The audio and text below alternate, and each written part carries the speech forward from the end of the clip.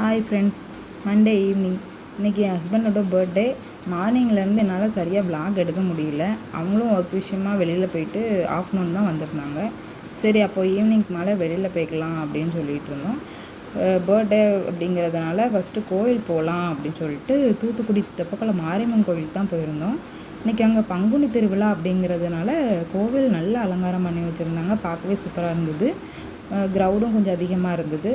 நல்லா சாமி கும்பிட்டோம். சாமி கும்பிட்டுட்டு பிரகாரம் சுற்றினோம்.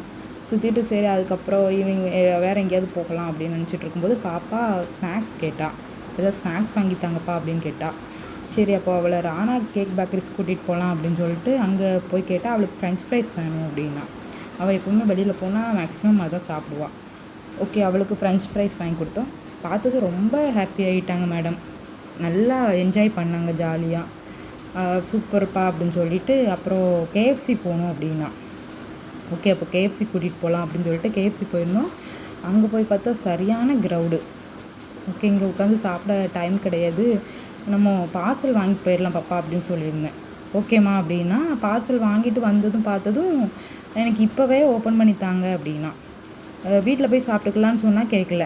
சரி, ஓகே, ஒரு பீஸ் மட்டும் இப்போதைக்கு அவளுக்கு சாப்பிட எடுத்து கொடுத்துட்டு மீதியை வீட்டுக்கு கொண்டுட்டு போயிடலாம் அப்படின்னு சொல்லிட்டு ஒரு பீஸ் எடுத்து கொடுத்தோம். மேடம் இன்னும் இப்போவும் ரொம்ப ஹாப்பி ஆகிட்டாங்க. நல்லா என்ஜாய் பண்ணி சாப்பிட்டுட்டு மீதி இருக்கிறத எடுத்துகிட்டு வீட்டுக்கு கிளம்பிட்டோம். இன்னையோட விளாக் முடிஞ்சுது. இன்னும் அடுத்த விளாகில் சந்திக்கலாம். பாய்.